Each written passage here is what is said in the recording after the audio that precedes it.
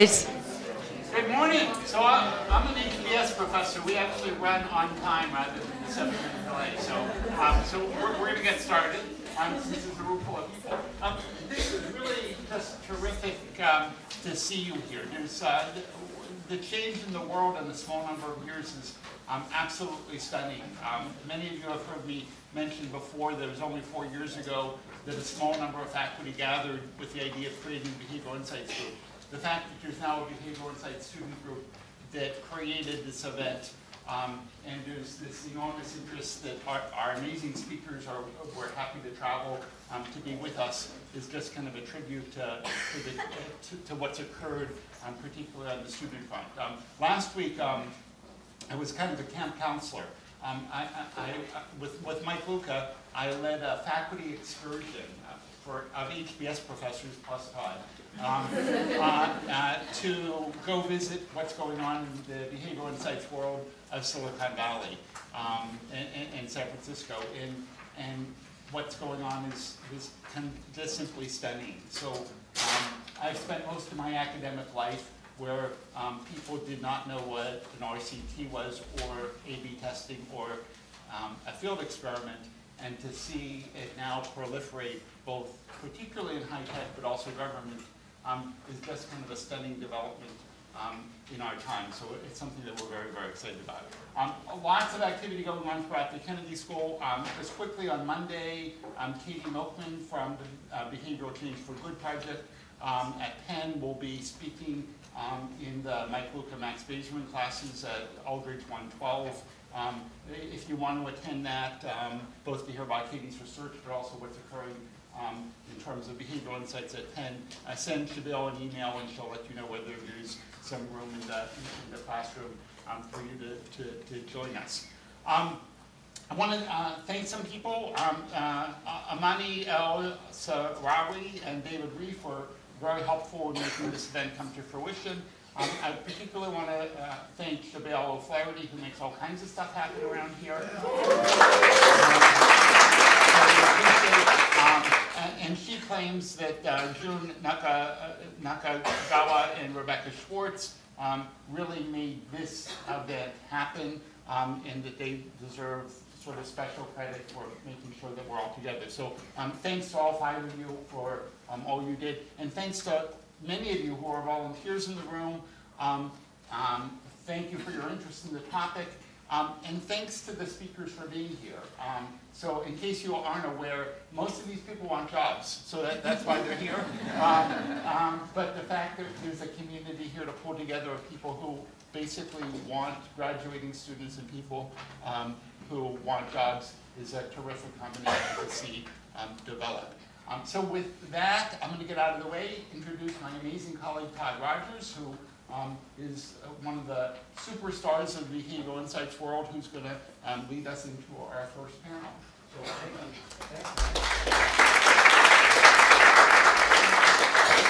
you. This is Shabelle, if you don't know her. We can clap again.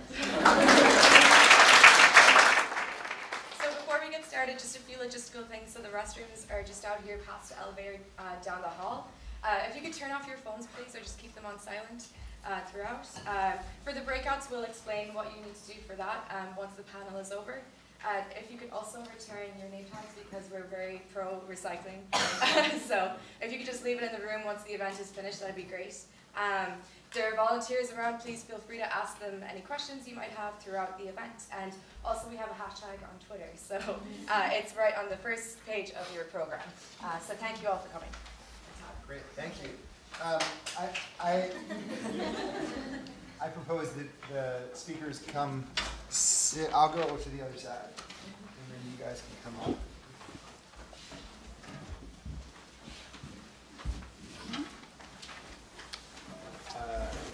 Yeah, so I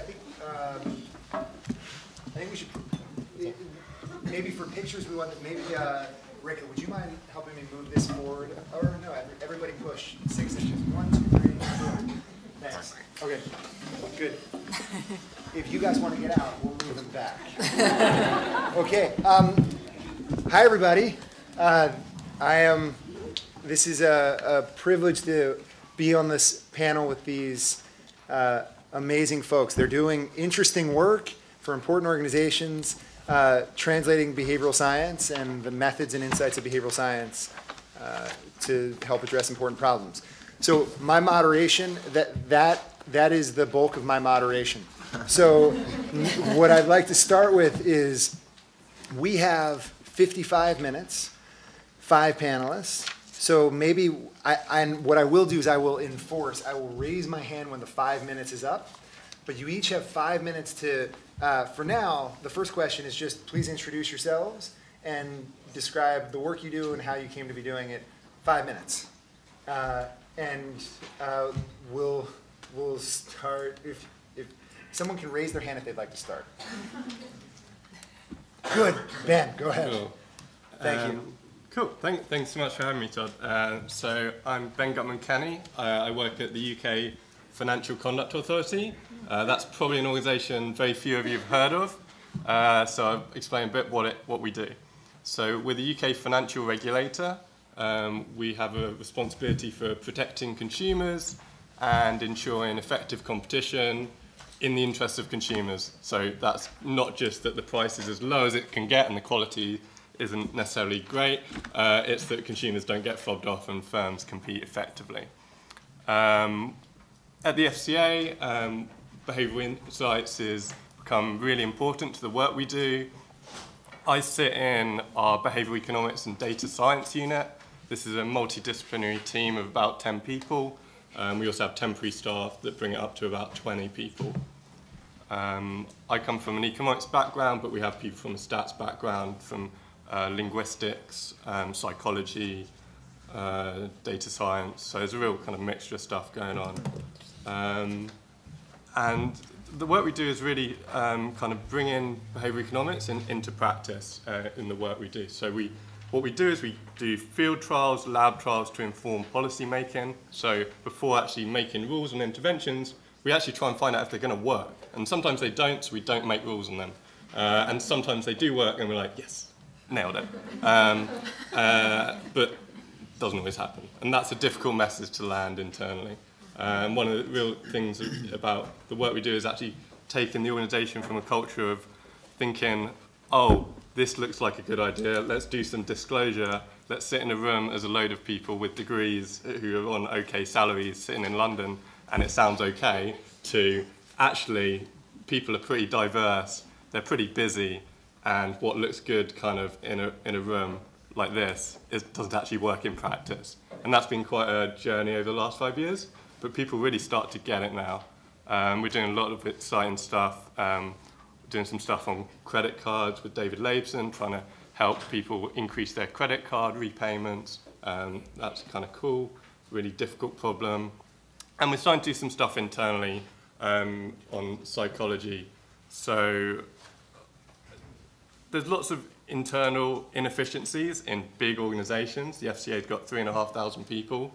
Lots of them are frontline supervisors regulating firms. There's lots of kind of quick wins that we can do just applying simple techniques like reciprocity. Really just help people do their jobs better and enjoy their jobs better, enjoy the way the firms interact with their regulator. This is just starting to kick off, but it seems to be like going really positively. It's the kind of stuff senior management get.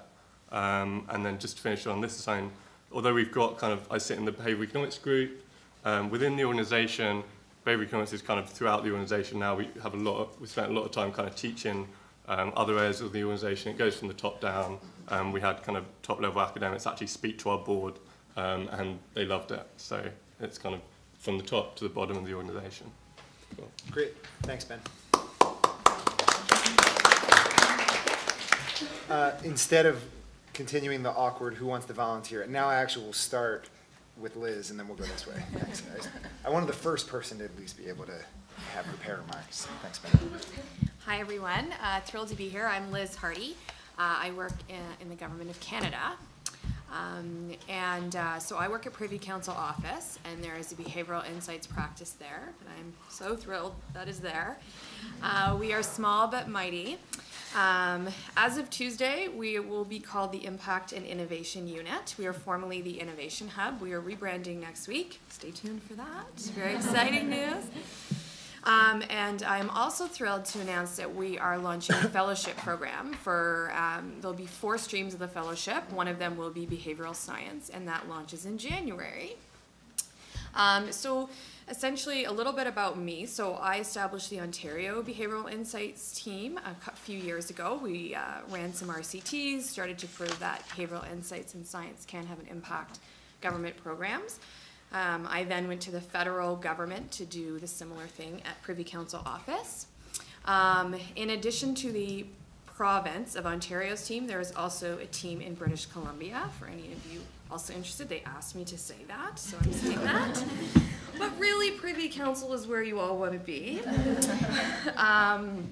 And we work on a variety of really exciting issues. We work a lot with low-income families and communities to make sure they're getting the benefits that they need. In government, we do a very good job of making things very complicated, especially for that population. So it's one of the reasons why I actually love my job so much, because we can have a real impact for Canadians. And also at the federal level, it's interesting because we can have impact at the national level. We're also partnering with other provinces and municipalities, and again, that's where I think we can have some real impact. We also do other things, impact measurement, evaluation. We are also launching the Impact Canada initiative, which will have a boatload of money to issue prizes and challenges, so a more innovative financing model. So if you're interested in things outside of behavioral insights and behavioral science, happy to talk about that. And we also right now do a lot of work with diversity and inclusion. So to give you a specific example, doing some work with the armed forces to increase the number of women recruited into the forces. Very interesting project, so using behavioral insights, science, and testing. We just completed a trial, a social media trial, and the results will be posted next week. So in your book, you have info about me, contact info. You also have information with our Twitter handle, which launches Tuesday. I sort of struggled with the whole, do I say I'm the hub? But I went with, we are the innovation because it is coming out Tuesday. So look for that, and yeah, send me an email, give me a call, talk to me at the breakout if you're interested in hearing more about behavioral insights and in Canada. Thank you, Liz. March 1st is our coming out party. We're having a big conference in Toronto on March 1st. And all the behavioral insights, all 3 behavioral insights teams in Canada are hosting it, and we'll be showcasing our work, and there will be reserved seats for students and academics and researchers, so I encourage you all to see if you can make the trek up. Toronto's super awesome. Thanks, Liz. Elana? Sure. Would you? Thank you. Hello. I'm Elana Safran. I actually was a MPP in 2011, so it's really exciting to be back at the Kennedy School. I think I've achieved a lifelong dream of being on a career panel at HCAS. I work for the Office of Evaluation Sciences, which is the U.S. federal nudge unit. Formerly, we were working under the banner of the Social and Behavioral Sciences Team, SBST, which was run out of the White House. OES, where we are currently working under the banner of, also was established about 4 years ago along with the SBST. At the time, SBST was from the White House. We knew that it would be valuable to have a more lasting presence outside of the White House, no matter what happens in politics in America. So we opened an office at General Services Administration, which, if you know much about federal agencies, is one of the more boring federal agencies. It does things like provide building management and office supplies to other federal agencies, but they also provide talent and technical talent. So we work within GSA, but kind of are deployed out to assist other agencies in identifying behavioral challenges they're looking at, in thinking about solutions and using existing administrative data to evaluate what we're doing. The team itself, the portfolio is kind of across federal agencies. I mostly work on our health portfolio, which includes things like access to healthcare benefits and patient and provider behavior. One thing that's different from doing that kind of work compared to last year, so last year we did a lot of work around enrolling people in healthcare.gov because that was a big administration priority. That's obviously no longer an administration priority, so we're not working on healthcare.gov, but personally and for the team, we've shifted some of our work to a project with the Veterans Administration to enroll separating service members in health benefits. Actually, a lot of separating service members aren't aware of what benefits they're eligible for, how to apply quickly. So we've been doing a lot of work with the VA and that kind of stuff, which has been great. The team itself is made up of people with backgrounds in economics, psychology, public policy, data science, probably similar across the board. I really like working in that kind of mixed environment. I used to work for Innovations for Poverty Action, which does randomized control trials in developing countries, and was working with a lot of economists, but it's really cool to bring in people from other backgrounds too. And we are about to open our next round of hiring in December, probably in the middle of December, for applications. It takes a long time to hire people in federal government, so we have to make decisions early, and then the aim is to have people start next year in September, October. So that's our pitch, and happy to talk about it more later. Great, thank you, Elana. Chris? Okay, great, thanks. Hi, thanks everyone, and great to be here. My name is Chris Larkin. I'm with the Behavioural Insights team. I'm currently based in Brooklyn, but before that I was in the London office. Might be able to tell from my accent, I didn't grow up in Brooklyn. I'm glad you laughed, because sometimes that joke's a bit hit and miss. So yeah, been out here for about a year. In the UK, like I think kind of most of you are probably at least somewhat familiar with BIT, but just kind of very quickly, the background is we were set up inside the Prime Minister's office in 2010 in the kind of Cameron premiership.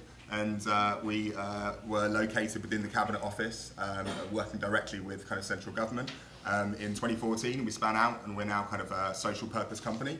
And we still work mostly with the UK government, federal kind of national government in the UK. We've also branched out internationally, so we've got an office in New York, we've got offices in Wellington and Sydney, and Singapore, and also North England in Manchester. So even if you're kind of maybe not interested in working for BIT North America, there's plenty of opportunities within BIT Global. So kind of let me know and ask me about those later on. So BIT's in North America is about 2 years old, and the majority of our work here is focused with cities. So we work directly with kind of medium-sized cities between kind of 100,000 and 1 million in terms of population. And on a whole host of different policy areas. So usually a kind of typical engagement that we'll have with the city is kind of meeting with them, usually someone kind of like relatively senior, so in a kind of smaller city we'll often get some time with the mayor. Sometimes in larger cities that doesn't happen, but usually someone from the mayor's office. And we'll try and get a sense of what are the city's priorities. We'll kind of talk to them about behavioural insights, about empirical methods, about using testing within policy development. And we'll say, hey, these are the sorts of things you can do using behavioural science. We'll give examples of the work we've done here in the US and elsewhere in the world, and try and think, okay, well, how can we kind of meet the city's priorities using behavioural science and kind of methodological, our methodological expertise. So some kind of, and that's kind of, and then we'll usually kind of engage with that city for about kind of 6 to 7, maybe 8 months, and try and run at least 3 randomised control trials within that period. So we're quite, I think we're becoming more methodologically diverse, but you know, traditionally we have nearly always run randomised control trials in how we evaluate programs. And I think that's been part of our strength, that gaining kind of traction and winning support within government, and people can see, hey, this small change to this letter has resulted in a precise estimate of like a 4% increase in tax revenue or whatever it might be. And that's a very compelling and easy message to convey. We're definitely moving into more complex areas now, especially in the UK, but here in the US too. And I think that's just an artifact of how long the organisations have existed in the different countries. So things like social care, things like, you know, kind of adoption, things like kind of parental engagement with kind of college students, education, so community college students' educations. And these issues are like, they necessarily involve like a bit more of a diverse approach when it comes to kind of like what methodology you use, doing more qualitative work, doing more kind of like interviews, using surveys. Sometimes the outcome that we're really interested in is not a specific behaviour, it's actually a perception. So like sense of belonging to one's community. It's difficult to actually observe that using specific behaviour. So we'll think about, you know, what surveys can we introduce into the field to try and capture those measures that are kind of important to policymakers. So that's, I talked a little bit about the kind of like typical engagement model we'll have with the city.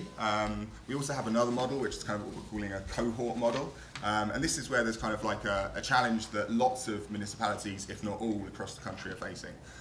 So one example is kind of revenue collection. Nearly every city or county or state in this country cares about people paying their taxes on time, people paying like parking citations on time, reducing the administrative costs to processing those obligations, and also increasing payments. I've got 1 minute. So another example is voting.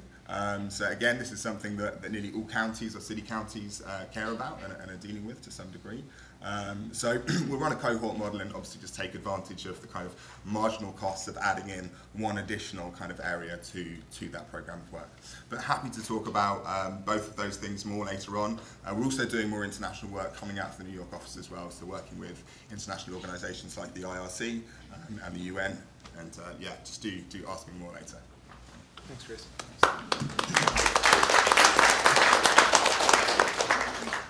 Great. So hi, happy to be here. I'm Rekha Balu. I work at MDRC, and we have a Center for Applied Behavioral Science that I co-direct. And for those of you who don't know, MDRC is an independent nonprofit organization. We have a 40-year history of running RCTs and social programs.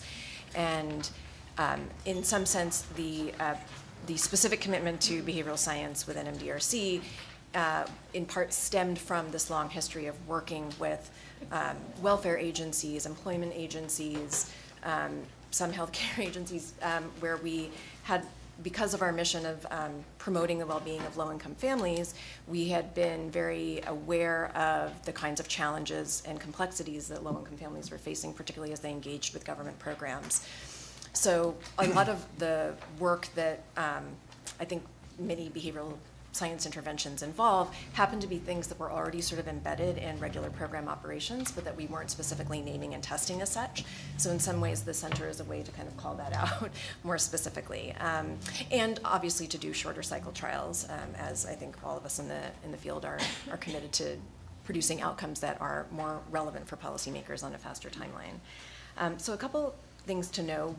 CABS is, within MDRC, is like an innovation hub where we're really trying to spur our colleagues who work across 20 different policy topics, cutting across 5 nominal policy areas, to get them to think about how we might use behavioral insights techniques in everything from how programs enroll participants, how they can boost participation in the required programs, how they can ensure even things like survey completion, which I think all, not just researchers, but the governments themselves actually struggle with getting sufficient rates where they can infer something useful to inform change for the next policy cycle. So a couple of our large projects that we at CABS are leading involve contracts that we won with the Health and Human Services Department to address the embedding of behavioral insights in particular social policy domains. So picking up on Chris's point, some of these more complex areas like child welfare, child support enforcement, for families who are eligible for temporary assistance to needy families, but needless to say, the negative perceptions or identities associated with participating in any of these programs can often be a barrier. And so thinking about not only how do we do things like simplify forms and reduce steps in a process, but also how do we activate positive identities and really change the valence that and perceptions that clients have around even being required to participate in these programs. And I think this is a particular issue for non-voluntary, mandated programs like child support enforcement or child welfare and foster care. Potentially, I think we have different mechanisms that we can leverage and draw on when we're talking about things like parental engagement in a child's, K through 12 schooling or even their higher education. So really thinking, and the method that we use to kind of approach this work is very much a mixed methods, problem-driven, iterative approach where we work with the agencies in partnership. That's part of how we sort of get people to sign on, is you're going to be part of this diagnosis and design process with us, so that the resulting intervention that emerges from that is something that your agency will then own and be able to sustain. And that means also that then we are not bringing a lot of outside dollars and graduate students and undergraduates to run projects, but rather thinking of how do we create systems that can be sustainable within the constraints of the agencies that we work with. And I can say more about kind of our diagnosis and design process later, but it's something that we are very much committed to, and that mixed methods approach definitely stems from having an interdisciplinary team of people who are economists, sociologists, lawyers, people who really are thinking from a variety of different perspectives.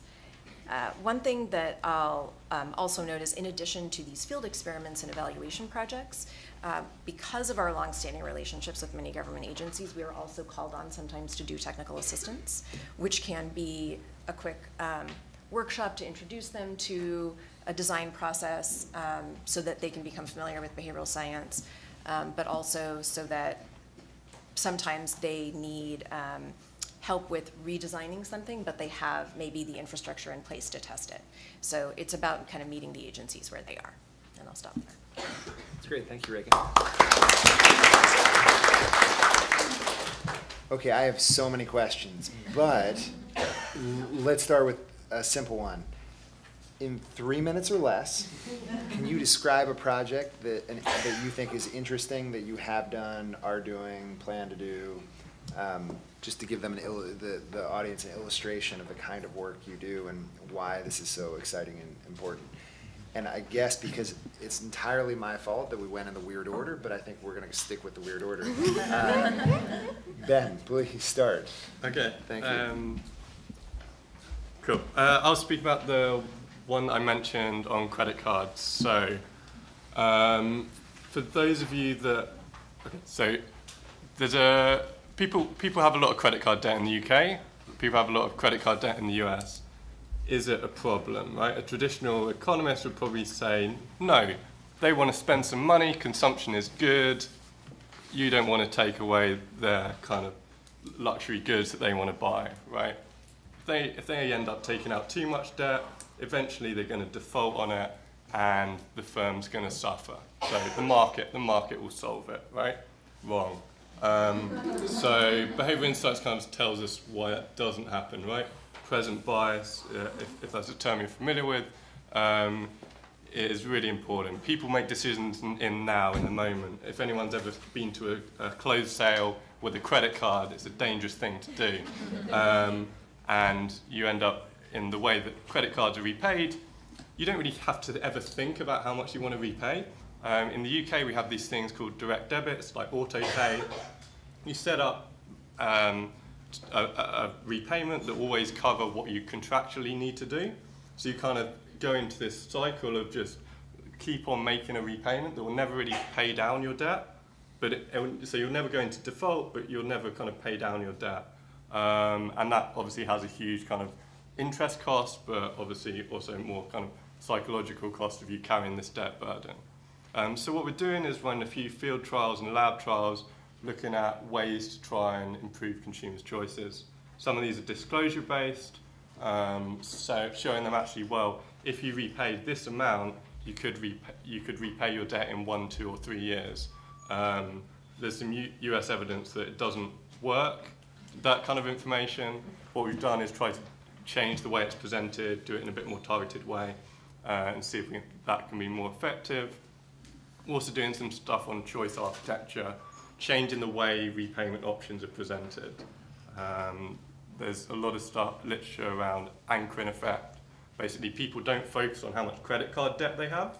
They focus on what's the minimum amount I need to pay this month. Seems though that information just swamps any other disclosure you put around it. So what we're doing is try to look at ways to actually change the choice environment and try and help people repay their credit card debt quicker and make a more informed choice. Great, thanks, Ben. That's a good example. Liz? Sure. So it's hard to pick one, but I think I'll talk about the Canada Learning Bond. So in Canada, we have a grant program. So anyone who wants to save for their child's education can open an RESP, and everybody gets a grant from the government, and they match it 1-to-1. If you are low income, you are eligible for an additional amount, which is called the Canada Learning Bond. In Canada right now, only 4% of eligible children are getting the Canada Learning Bond, so that's a significant problem. Unfortunately, the way the government has structured the bond, you have to jump through a whole bunch of hoops to actually get it. So opening an RESP is not the easiest thing. You have to have a SIN number, so a social insurance number in Canada, for yourself and the child. You then have to go in person to a financial institution, tell them you want to open this account.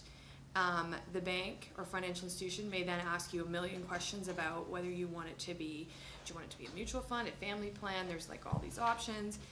Then you then have to, hopefully the financial institution says, yes, okay, so let's apply for the Canada Learning Bond, but it's a separate step. So it's not like an automatic. Because obviously a lot of challenges with that. So we're doing a number of things to help increase uptake. So typically we approach it from a policy problem. So that's kind of like the long game.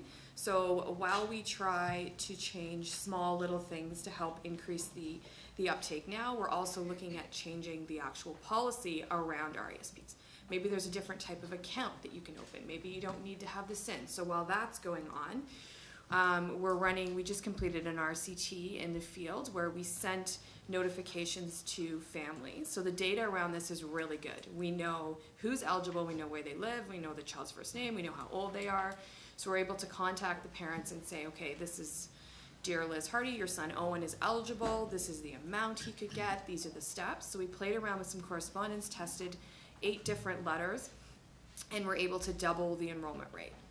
Great. But in addition, so that's like one small piece of the problem, because there's still a whole number of people who don't act. So we're also doing some bundling work. So in Ontario, I'm going to talk fast. In Ontario, when a child is born, we have something called a birth bundle, and you can go online. It's a 4-in-1. It's brilliant. It takes 15 minutes. 98% of babies born in Ontario go through this process, and basically you get the birth registration, you get their SIN card, you get the child benefit all in one spot. So we're adding, I'm so excited about this, RESP enrollment to that. So it's going to be a 5-in-1 as of April. So that is going to capture all new babies, but we still have this previously eligible problem. Back to my correspondence program, back to policy change, and then the third thing we're doing is, and this is new for us, and I think this is also, Chris, you sort of mentioned this, how we're getting, typically we do RCTs, but now we're getting into more sort of program experimentation. So we're developing a program for grade 9 students, and we're going to be launching this before the end of the school year, where we're going to empower them to get the RESP themselves, because we all want to believe that all parents are awesome. Some parents maybe aren't, or they're just really busy and they have a lot going on. So we're going to bring students together and run some interventions, including, I don't want to give it all away, but aging them to sort of say, like, this is, you know, your future is coming. You can get access to this money. So walk them through how to get that, and then, and so that's happening this year. So again. That's cool. Thanks, Liz. And that's just one example. So much work that's going on. The Innovation Hub. Yeah. Impact and Innovation Unit to be on Tuesday. Tuesday. The Hub.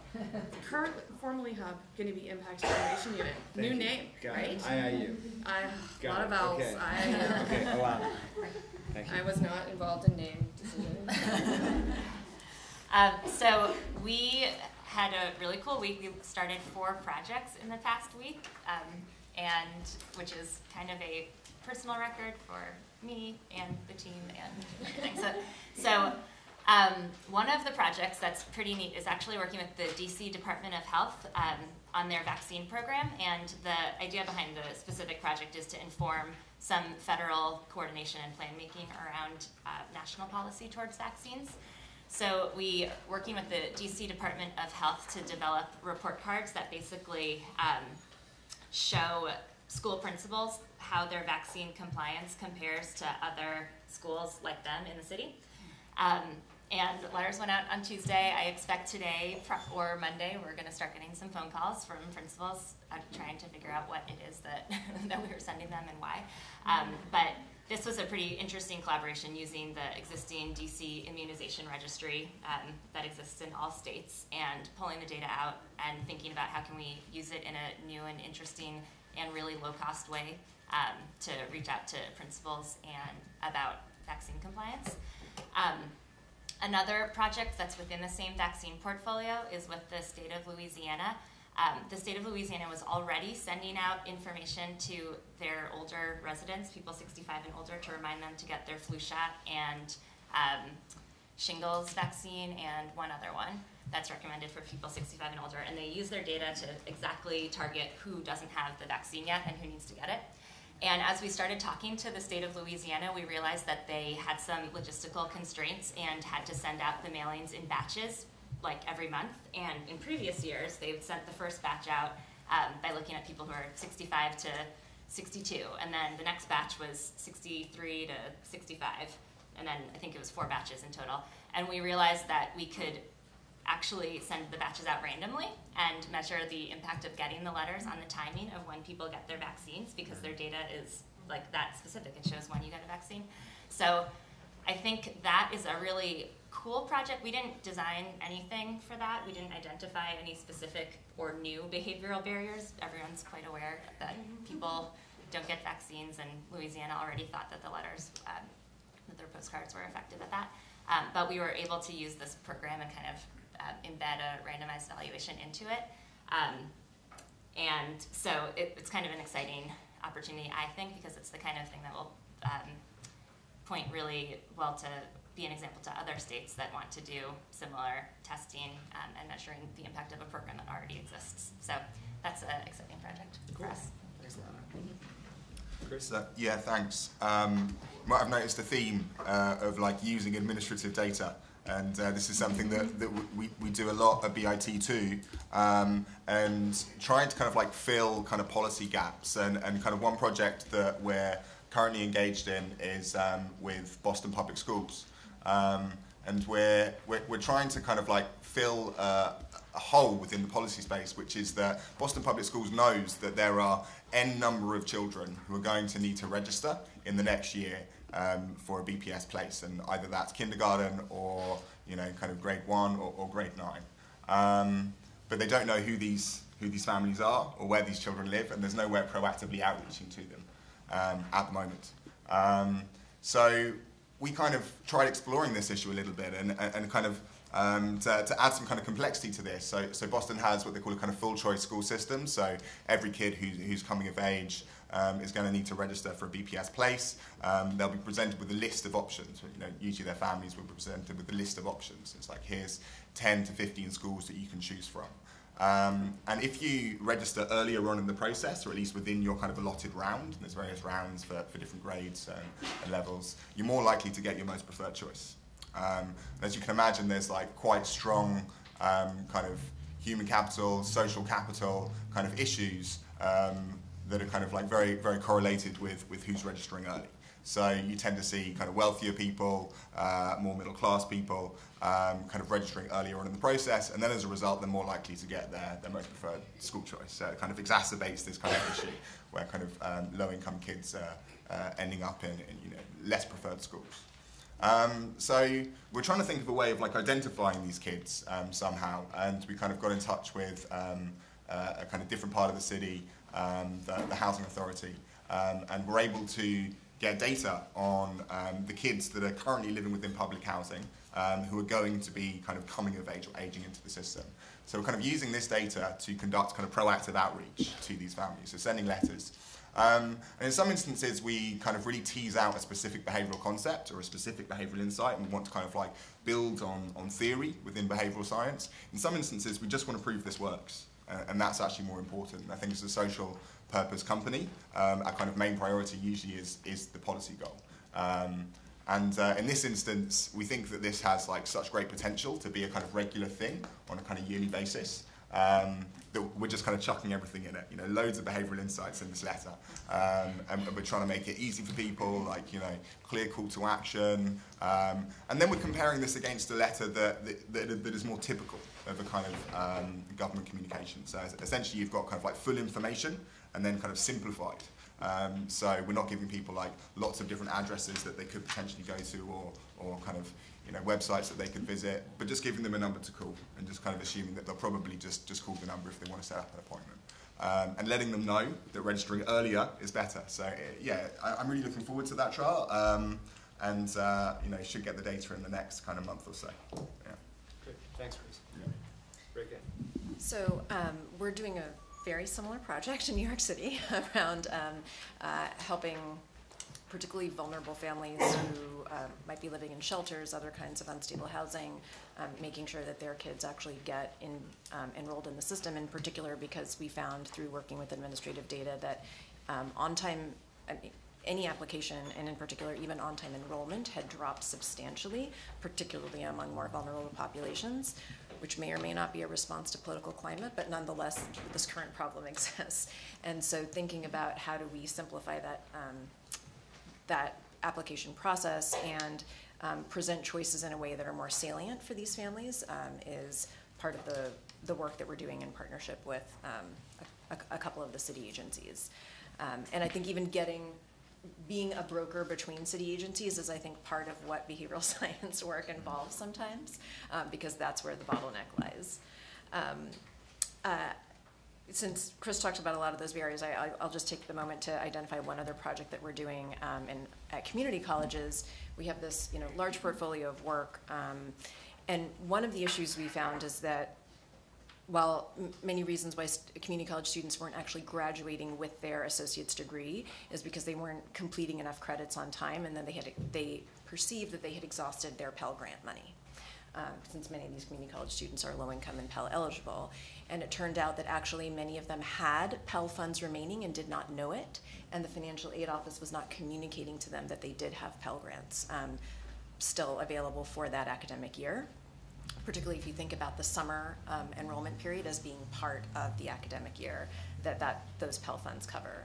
So we're currently running an experiment where we're testing a few different messaging options to, one, work with community colleges to create personalized Pell Grant calculations, explaining what the surplus is for that particular student and what number of courses it will cover at that institution, which needless to say varies by institution. So this has been a lot of, you know, back-end coordination work, but then also seeing if whether that information alone or that information plus a slight financial incentive to get them over the hump of actually making the registration decision results in higher summer enrollment and ultimately, of course, community college completion. Wow, these are great. So here's what we're going to do with the remaining 17 minutes. I'm going to ask one more question, and then we're going to open it up for the last 10 minutes. And this question, I suspect there are many people in the audience who are like, you guys are doing amazing things. I want to do that. And so a sort of more broad question is, what advice do you have, or career advice? Like, what skills do you look for? How should people navigate a career in behavioral science? And I think instead of going down the weird ordering that I came up with, I'll let you guys sort of negotiate with eye contact who talks and build on each other. But what career advice, either immediately, short term, or longer term, for becoming a behavioral scientist professionally? By far, I think the class that was most valuable to me in my career since HKS was the negotiations class. And I think it's a really interesting and useful skill, especially when you're navigating this world of policymakers, other policymakers, my team, and the world of academia. And so being able to identify people's interests and match them to each other is extremely useful, and I think underappreciated too in this kind of field. So if that is something that you can gain and then also show your skills in that is very valuable. And I think the other thing that I think would be really useful to make my job easier is more people in other agencies who are interested in behavioral science and using administrative data. And so I think the real lesson from that is, like, apply for a job with our team and work for it, but also if you can work in any position in the government or in any job, if you can be that person who's the valuable connection to an outside researcher or consultant, I think that's especially people who are earlier in their career, it's a really easy way to stand out and take on a really cool project for whatever organization and mission that you're working towards. So those are my two big tips. You're self-regulating. Okay. So I will say one thing when I interview people or talk to people about working on a team similar to mine really important to have sort of that academic background, but then a whole piece of it is that I look for are people that are passionate about this work, so don't be afraid to show your passion and really want to have an impact in the lives of citizens. I think that a lot of days are hard in government. There's a lot of times where it's frustrating because you're trying to change a system that sometimes is not a lot of time want to change. So I look for people who are passionate, who are wicked problem solvers, who are okay with uncertainty. Like, we never really know the path that we're going to end up going in. We take what we know from the academic literature, but then we have to translate that into real life government programs and services, and we have to be flexible, and we have to be able to adapt. And yeah, just sort of like a positive kind of outlook in life. So those are sort of the things, in addition to having this strong academic background, that I think is super important for this type of work.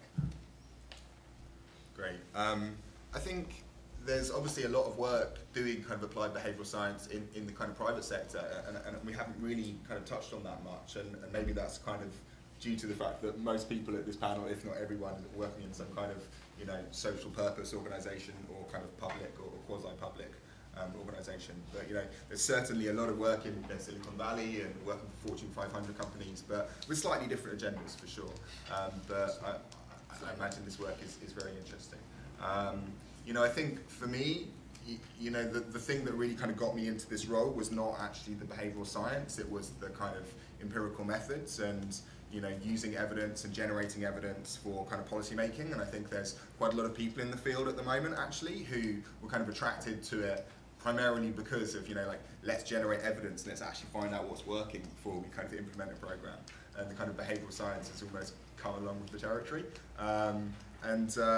So I think, like, you know, one thing that we certainly look for in candidates is experience running RCTs. And I know that this is kind of a bit of a catch-22 because, you know, how do you get experience running RCTs if you need experience running RCTs to run them? But you know, I think certainly kind of familiarity with, like, experimental methods. You know, having run kind of, you know, maybe MTurk studies as part of your kind of academic formation, or having a good grasp of kind of quasi-experimental methods, and kind of, you know, competence using data, and, like, you know, being able to code, quite kind of hard technical skills that, you know, I think I picked up from my masters, and it was, you know, it was so clear, like, how the masters led to the job. I think, you know, in many instances people do masters because maybe they're not sure what to do. I don't think that's you, but, you know, I think that is the case in some instances. But this was just a really clear path through the kind of skills that I gained at that level through to my job. I will echo everything that Chris and Elana and Liz said. We are looking for all of those skills, and I actually think that is part of the challenge that at MDRC it behooves you to be someone who can work across, you know, different skill sets and manage different types of problems. Like, it is about managing relationships with funders and clients. It is about being able to, like, dig into your data and see, like, what the patterns and problems are. And it's about being, you know, someone who can think in a very, like, critical, interdisciplinary way. I mean, I will say, like, 3 things that I think are helpful that we, like, pay particular attention to beyond the kind of clear methods training that Chris mentioned. If you've done any design work, if you've actually, like, you know, been a graphic designer, if you have done product design, if you have been through a design and development process, that is basically the process that we are applying to this work. So, but just around social problems.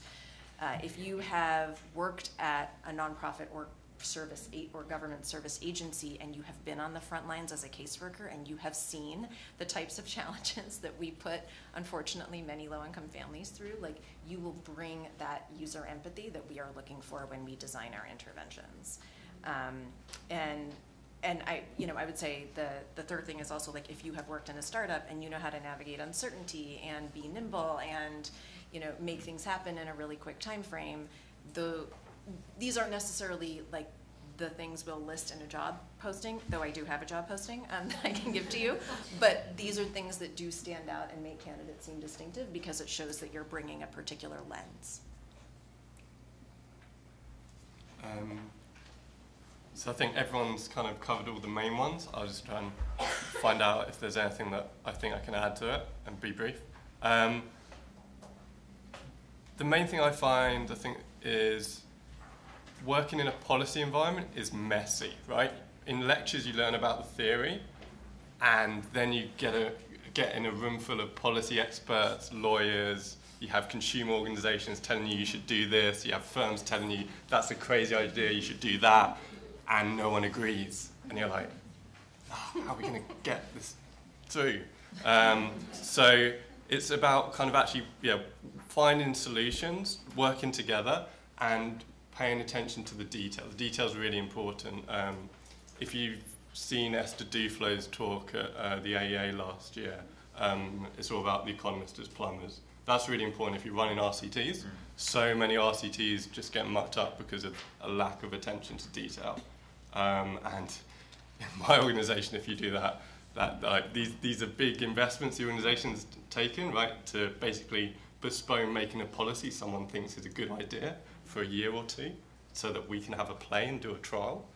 Like, you kind of want to make sure that everything kind of works. So I think you guys are all here in the room, so you've clearly got kind of good interest in behavioural stuff, and that's great. I'd say kind of at the kind of levels that you join, at least our organisation or quite a lot of other organisations, you'd be trained much more in the technical side on the job. So I wouldn't worry too much about, don't think you have to be a complete expert in that side, but I think go in there kind of with kind of enthusiasm and being careful and paying attention to detail. But equally, like, you make mistakes, I make mistakes, that's life, that's fine. But it's just thinking them through as much as possible before you launch on a big project. Thank you, guys. That was all really informative. I learned a bunch on how to get a job at your organizations. We have time for a couple of questions. Let's open it up. And I think, please use a microphone. Steal your microphone. Good, yes. So I think the path will be raise your hand if you have a question.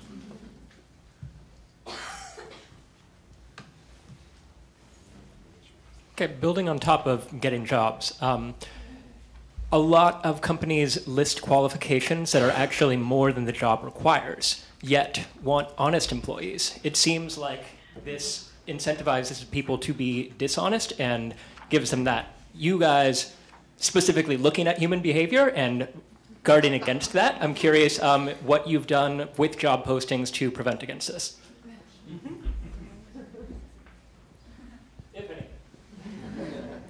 So speaking about kind of recruitment, very briefly, we have a kind of spin-out called Applied that tries to de-bias the recruitment process. So everything from kind of not knowing like what a candidate's name is, so you can't infer anything about kind of ethnicity or background or gender, not knowing where they went to school until the very last kind of part of the application process. Having like structured kind of interviews as opposed to unstructured, so everybody gets a fair crack of the whip.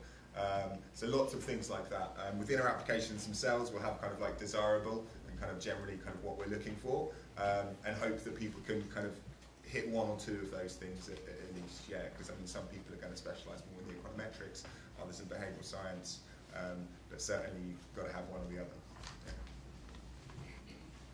Yeah. Could you maybe speak to a project that any of you who've applied more than RCTs, you've spoken about other quasi-experimental methods. Can you speak to an example of a project that's not been RCT-based? Thank you. I can, but I just spoke. Okay, I mentioned the work we're doing with the armed forces in the recruitment of women. To begin looking at that project, it was it's complex for a number of reasons, which I won't get into. But the first sort of piece of it was more qualitative ethnography. We also did autoethnography, so I was recruited into the Canadian Armed Forces. A group of us went through the... Oh, sorry, yes.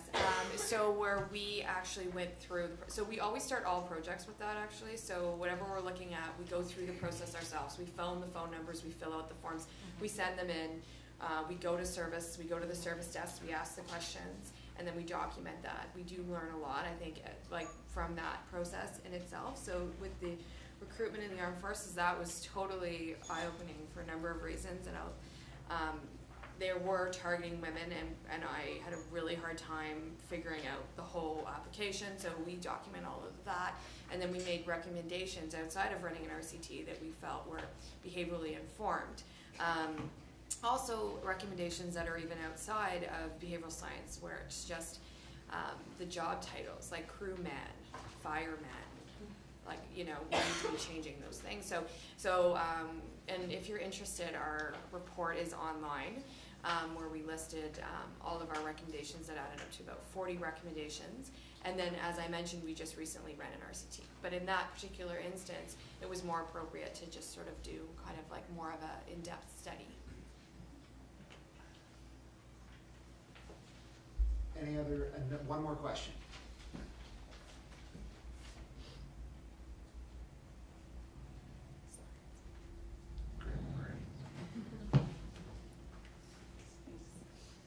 Hi, thanks for being here. So my question is kind of around effect size. So as you're kind of trying to build buy-in for your projects, but you also know in the back of your mind that even the best behavioral interventions sometimes have a, 2, 5, 10% effect size, maybe 10 being on the high end. Sort of how do you talk about your work and create interest in, like Ben said, delaying these important policies to do your trials when you know that, the effect may be modest? Yeah, it's hard. What we try and do is set expectations up front as much as possible. So we are saying, look, if we're going to try to disclose stuff, first we were quite honest with people and say, look, your idea may sound great, but we don't think it's going to work. We shouldn't trial it. So there's quite a lot of stuff that never sees the light of day and would have had a precise zero effect. For the other stuff, so we are kind of saying, look, disclosure trial, you can get, you're going to get kind of single-digit interventions, and that may be enough, may not be, but it very much goes back to kind of what the organisation, how much harm to consumers they think there's going to be, and if that kind of intervention is going to do enough to mitigate that. So we've done a lot of trials on disclosure over the last few years, showing that it's really hard to get it to work, and now we're moving into more interventionist stuff. It seems to have bigger effects, but when you have bigger positive effects as well, you have bigger potential for bigger negative effects. So it raises the stakes quite a bit more as well, so you have to be a bit more careful. Like if you send a letter, the risk of something really bad happening is relatively low if the letter's quite clear. But once you start getting into like the kind of choice architecture stuff, like we're not like telling people what's the right choice, right? So if they go off on the wrong direction, like you could end up with some bad stuff. Haven't yet.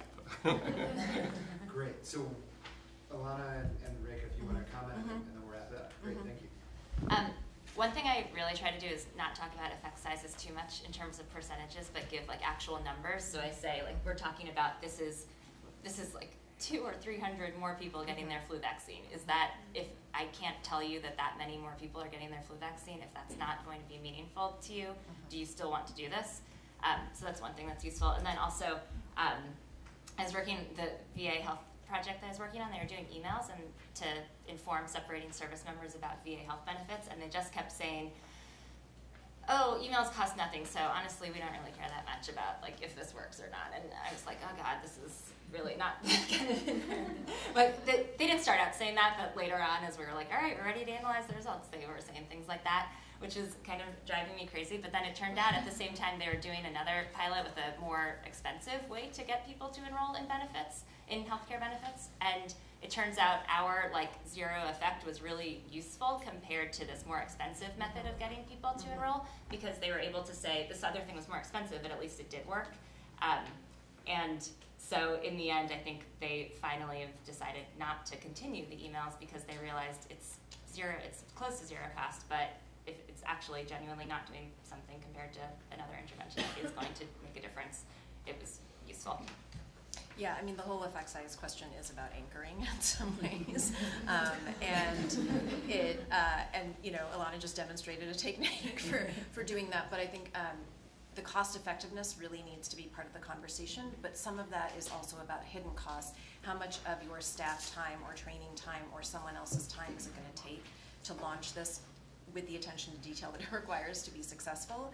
And if that isn't time that you can spare or that you think is worth an upfront investment for the increase in people or, you know, some other outcome or revenue or what have you that we're going to get, then let's pause and think about what else we want to test. But I will say that for a lot of government agencies, they're talking about 30% participation rates, 30% enrollment rates. So honestly, even getting to 37% beyond that is a significant bump and starts to change, like you start to, if you're moving from 30 to 40%, you're not quite necessarily getting general equilibrium effects, but you are starting to change like the composition even of who the agency is serving, and that will then have other implications for how they then need to train staff to deal with potentially larger caseloads and things like that.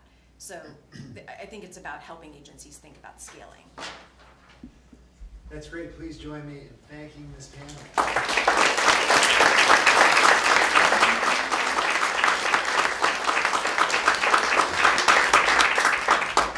Shabeel, what are we doing now?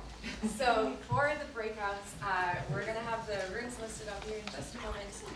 So please go into your breakouts that you signed up for. You will get a chance to talk to the speakers during the breaks. So for speakers 1, 2, and 3, you're going to be led to different rooms. So we have volunteers that will be leading you. So speakers and students, please follow those volunteers to those rooms. For everyone else, you're going to stay in Bell Hall, and we have the rooms sectioned off by number. So if you can go to the section of the room that you have signed up for, that'd be great.